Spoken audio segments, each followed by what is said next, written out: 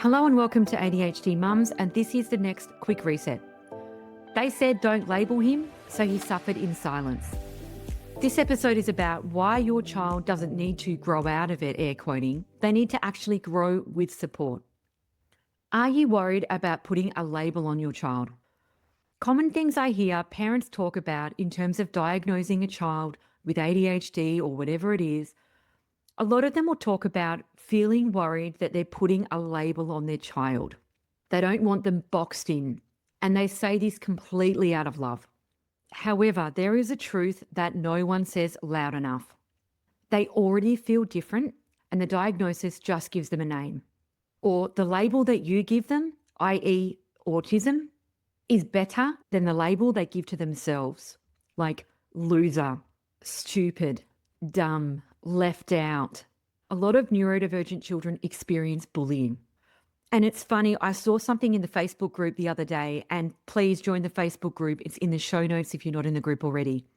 And it talked about why a pediatrician, a psychiatrist, an OT, whoever it is, struggles to identify autism or ADHD in a neurodivergent child that internalizes, so they don't show outwardly their distress, their emotions, and they sit in silence a lot of the time.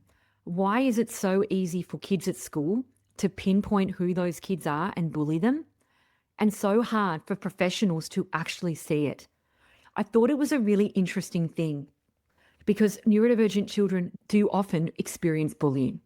And a lot of the late diagnosed women in the Facebook group talk about how they wish they had have known earlier because they've ended up with low self-esteem or a lot of other mental health conditions that have stemmed out of a neurodivergent brain that they didn't know they had.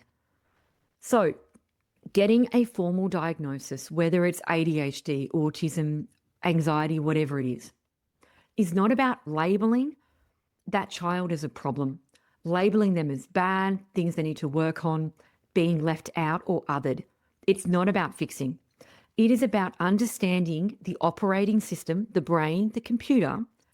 If we think about the brain as a computer for a moment, it is about understanding how the hard drive, how the operating system in that computer works so we can stop blaming the user. Let's say you have someone who's on a computer in a computer lab in a classroom and they're reading out the instructions. Go here, go to start, go here, press save. And you have a child that's sitting there and their computer just doesn't have the options that are being listed in the instructions. And they can't find it. It doesn't work the same. They're trying to save things, but all of it's all mixed up and everyone else seems to be doing it easily. The teacher comes over and goes, hey, Sarah, why aren't you up to where everyone else is up to? And she says, well, it's just really hard. Like mine isn't really where it's supposed to be and it's moving around. I've got to check it and it's not really working. And the teacher says, it's fine, just try harder. It's fine, Sarah, just try harder. And Sarah's trying, but her computer actually does not work the same way. That's what I'm talking about. Instead of blaming the user of the computer that has a hard drive that doesn't work the same or an operating system that doesn't work the same, we actually have a look at the computer and make sure it actually works the same as everyone else's. Because as soon as we start blaming and shaming and telling Sarah that she's the problem, now we have someone with no self-confidence who's still with the faulty computer and everyone's telling her that her computer's the same as everyone else's. One thing that I also want to talk about is the fact that loving parents, we avoid the labels out of fear. But that is actually continuing on the stigma because we don't want to label our child because we love them so much and we associate the label as negative. And so we delay the label, we avoid the label. But what we also do is we delay support to the child. I have never seen or heard of any neurodivergent child whose parent doesn't, and I'm going to say label, but I mean diagnose, who doesn't get them diagnosed. So let's say, for example, I have somebody that I know who's not a close friend, but she's an acquaintance. I like her a lot, but mums being mums, we never have time to hang out. So we always hang out around our kids, which means we can never have a proper conversation. And I could see that one of her children particularly was neurodivergent straight from the beginning. But again, I also assess ADHD and autism, so I can see things easily. Any parent standing around, I don't think would have noticed anything. They may have noticed anxiety, probably at most. She didn't know that I ran the podcast. I basically tell nobody in my life that I run this podcast. So I've known this lady for nearly a year and I've never mentioned the podcast. So I actually sent her a link to the podcast, which I rarely do. So this mum came up to me and said to me, your daughter did this particular thing today. I've got 3 daughters. I can't get them to act with that level of confidence. Do you have any tips for me? One of my daughters particularly lacks confidence. Now, I could tell her daughter was neurodivergent, but it looked a bit like anxiety. And so I sent her a few of my podcast episodes for that reason. Then she listened to a couple of them, texted me back and put, oh my God, thank you so much. And asked me a few questions and said that her daughter had been flagged throughout prep grade 1, 2, 3 as needing to be assessed as autistic or having ADHD at that time. The mum felt like she didn't want to label her. She didn't want to hold her back. She felt very concerned and fearful and did not go ahead and do any of the appointments that was recommended for her. That child is now 13, and it's definitely easier, in my opinion, to parent a neurodivergent child from 0 to 12 to 13. I haven't got a 13-year-old yet, but I'm not looking forward to that time. From what I've seen with all the mums I speak to, it looks like it gets trickier. One of the reasons why that happens is I think when a neurodivergent child is developing in the developmental phase, a lot of kids I see, particularly the internalisers, can get to grade 3 or 4 and really be somewhat undetected. And over time, the neurotypical peers kind of progress, and the neurodivergent child kind of gets left behind developmentally. And it's easy to make excuses for some of those children, like, oh, she's got a bit of anxiety, she gets nervous, she's shy, whatever it is. And that can happen. But when they hit teens, I really think it becomes more pronounced. That's my personal opinion. Her 13-year-old girl really does have some self-esteem, confidence, some social things going on where she struggles to make friends. And it has become more and more obvious to her mum. However, now she has a 13-year-old girl with hormones, hitting high school, with a lot more intricate things there than what was going on back when she was 5. And now she's in a tricky position where she came to me and said, I wish I had have acted earlier. Now I don't know what to do. Should we tell her? Should we go down the diagnosis route? I don't know what to do. What are the common fears that parents talk about when they don't move forward with an assessment, particularly if the school has asked them to get one? A lot of the things I hear is, I don't want to use it as an excuse. What if it follows them around? Won't people treat them differently? I don't want her labelled with anything. However, I am really here to flip that today, because a lot of parents think that a child is going to use that as an excuse. I really haven't seen a child use a diagnosis to get out of anything before. Children often use it to explain things. Otherwise, your alternative is that they struggle to do things that other neurotypical children are doing, and they wonder why they can't, and they think there's something wrong with them, and they start to talk about themselves. I'm not good at learning. I'm bad at maths. I can't make friends. No one likes me. I'm a loser. People say I'm too much. I'm myself and people don't like me. I'm different and I don't know why. I always forget things. I don't know why. I've lost my bag again. I've lost my hat. I can't seem to get organised. Things that everyone else can do, I can't seem to do.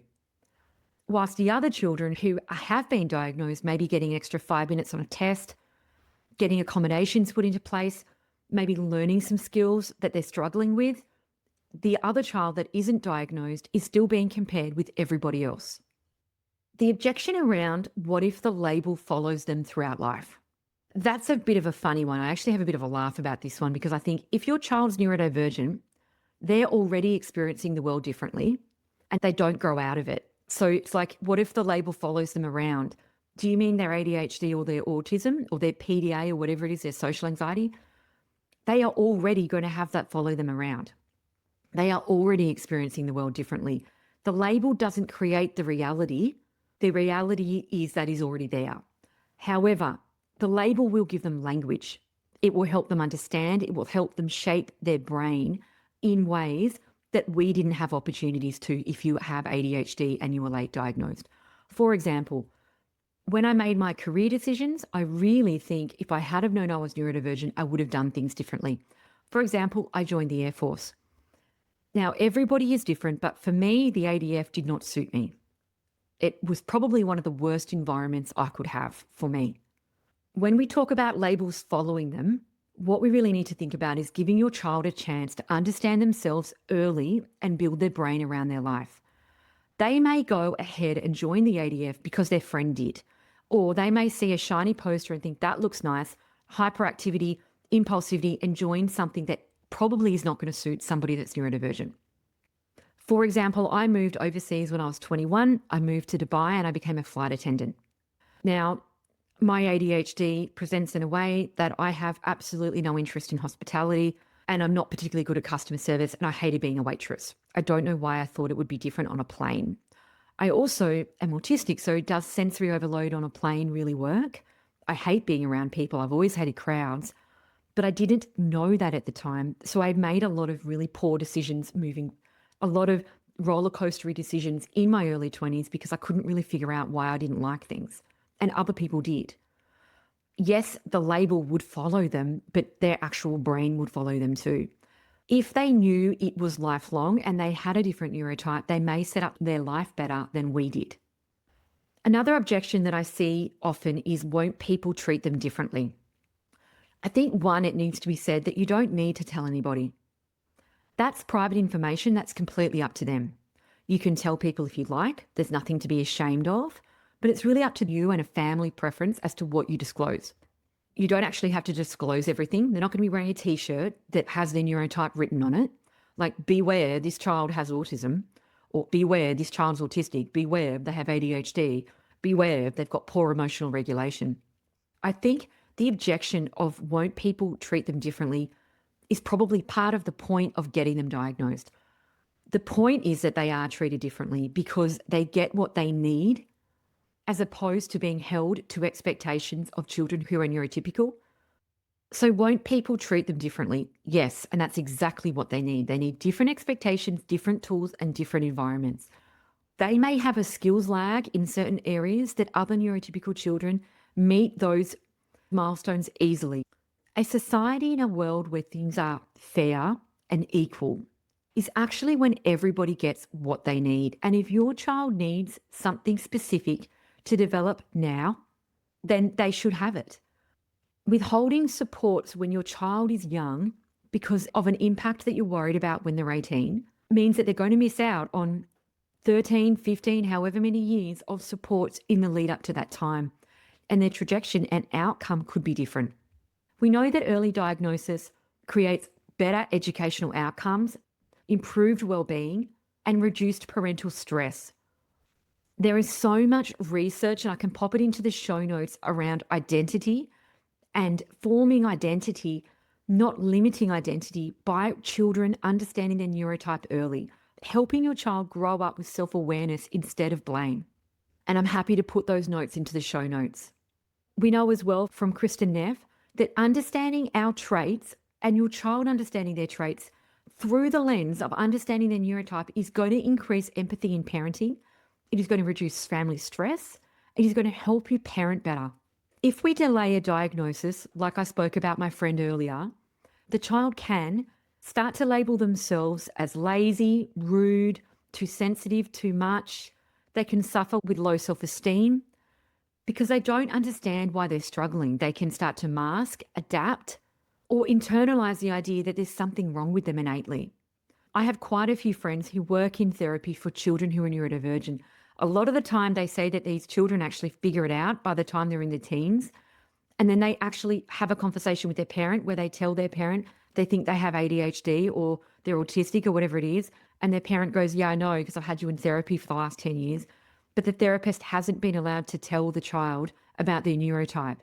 So the child has spent 10 years in therapy wondering why they're there, and then thought, oh, I best find out what it is, and then gone to their parents who knew the whole time.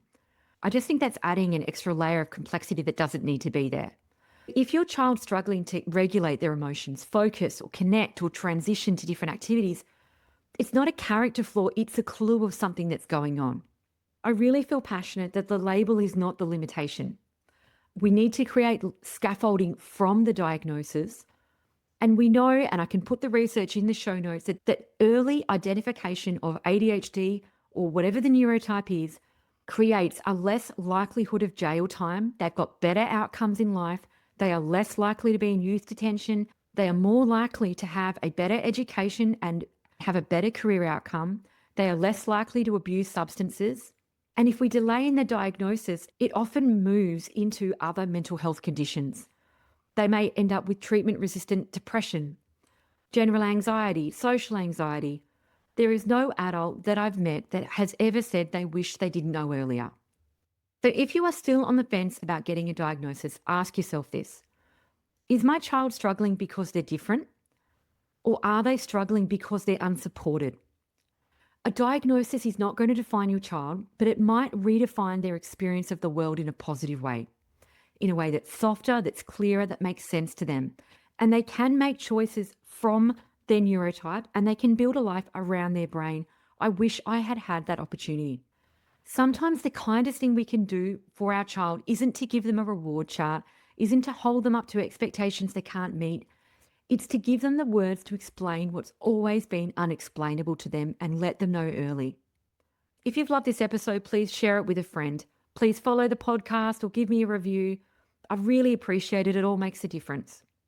If you're wondering about how to talk to your child about ADHD, please check the show notes. I've got a couple of great episodes about how to talk about ADHD, how to talk about the neurotype of your child in a really positive way, in a way that's really truthful and real. We don't want to over sugarcoat it and say, oh, you've got a superpower and it's going to be brilliant. And we also don't want to make it sound like really depressing. So how do we meet that in the middle? Please jump into the show notes, check out that episode, share this with a friend. Thank you so much for listening and see you next week.